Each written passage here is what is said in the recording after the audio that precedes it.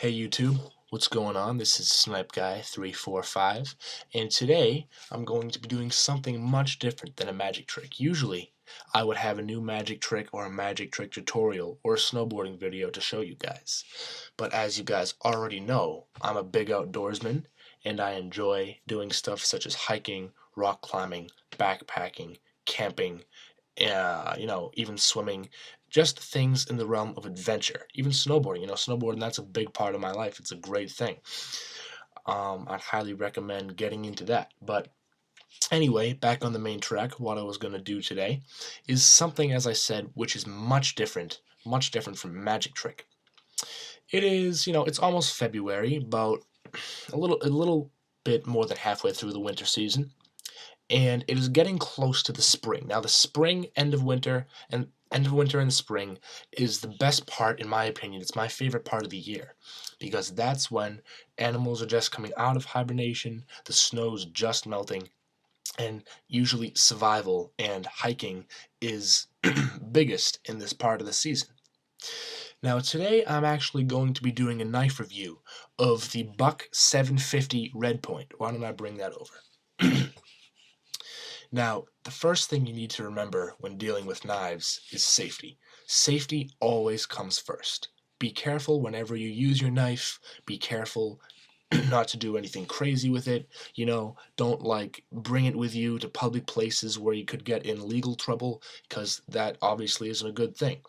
And also, have respect for your knife. Your knife is the most essential part of your kit. I'm sure you've heard that many a time, but it is so true. Excuse me. Your knife is so important to your survival. It's insane. On with the knife now. As you can see, the design on it, it says Buck right on the handle there. Well, not the handle, the blade, excuse me. It says Buck knife right there. And then it has these little ridges here, which you can use for stuff, which I'll explain in a minute. I'm pretty sure that's probably just for design, but I found, an easy enough use for it. Probably not the smartest thing, but, Now, as you notice, there is a slit in the handle here. The blade, excuse me, again. There's a slit in the blade. I think is just for design. I'm not sure, but I guess you could use that to pry things open. You use what you think it could be used for, but safely. Now, this is the outside of the knife. It has a very, very nice, useful, I think it's an extremely, probably the most important part of this knife is the nice rubber grip. This knife holds in your hand very well and is a very, very sturdy knife. It fits to my hand perfectly, almost perfectly. As you'll notice on the back here, there is the pocket clip right here. Now, this can be used for a variety of different things. Obviously, you can use it to clip it onto your pocket, but you can also use it for different things, such as, if you don't want that in the way, you can unscrew it. You can use it in a survival situation if you want to polish that up with some chocolate, rub it in, and then, get the sun to go and start a fire with it. You can use the blade for the same thing. I mean, even now you can see my light reflecting off the blade here. Now, another cool thing about this knife, the Buck 750 RedPoint, is that on the bottom here, there is what I believe to be a bottle opener. I don't know if that's a bottle opener or if that is just an excess piece of metal, but I'm pretty sure it is. Now, that is also very useful in survival situations because it can also be used in return as a can opener. If you just hold it down along the edge of the can and just pry the can open like that. I would not recommend using the blade unless you have knife skills which you are confident with and will not cut yourself. So that is also a great part of the knife. Another feature of this knife is, it's very light. It's a great weight knife. It's about, I don't know, a tenth of a pound. Not even. It's great weight. Okay, let's go on with the blade. Carefully opening it up, you'll notice that the blade itself is about 2.5 to 3 inches. As I mentioned earlier, it has what I believe to be a fish scaler right on the base there.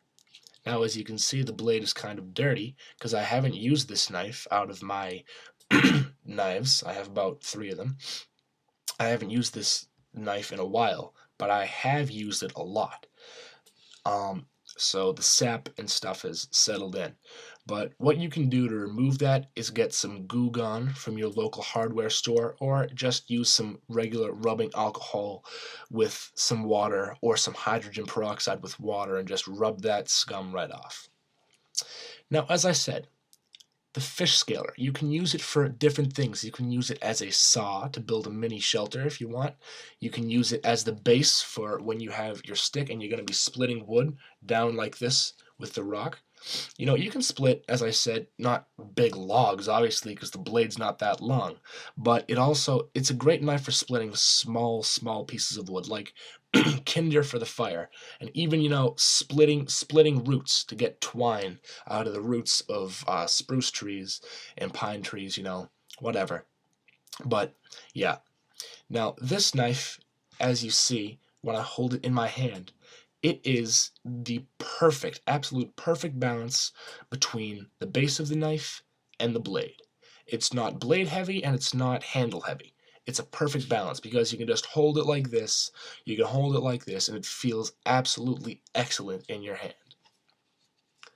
Now, as you can see, the knife has a little bit of a curvature to it. Now, this is an excellent feature because what that does, it allows it to fit comfortably in your hand, while at the same time, if using this knife in self-defense against an animal, which I would not recommend unless it is in a highly necessary survival situation, the knife, even that situation, or even if you're getting into a coconut or a tree to get some, um, natural usage out of the natural juices out of that. Now, as I said, when you hold the knife and you stab something in self-defense or in the survival situation, your backhand over here will not go any further. It will not slip off the handle accidentally, and you will not cut yourself on the blade like so. It has a great butt here for that, because it stops your fingers from going any further than they were meant to or they should. Now, as I said, you can use your knife for almost anything in a survival situation. Just to name a few, as I said, scaling a fish with this, splitting wood, gutting an animal, only in emergency situations, as well as self-defense, just to name a few.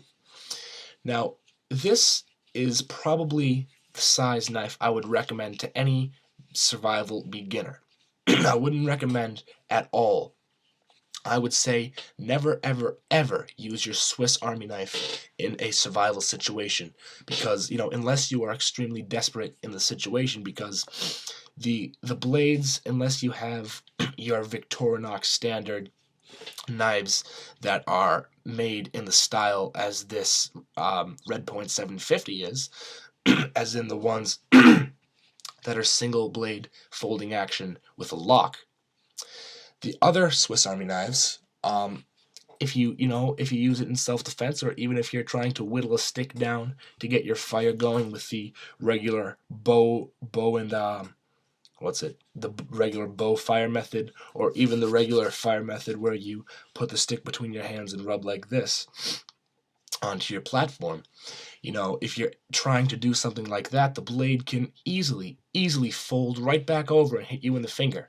And if that's a sharp blade, obviously it's going to cut you, which isn't good. So only use your Swiss Army knives as a pocket knife, just for whittling and just for, safe fun, I guess you could call it. There's really no other way to put it. But anyway, back onto this knife. That's really all there is to say, except for the variety of ways to open it. Now, I've had a lot of practice with this knife because I've had it for over a year and a half now. This is actually the second one I've been through. The first one I got was blue, but this one has, it has impressed me very much so with its performance.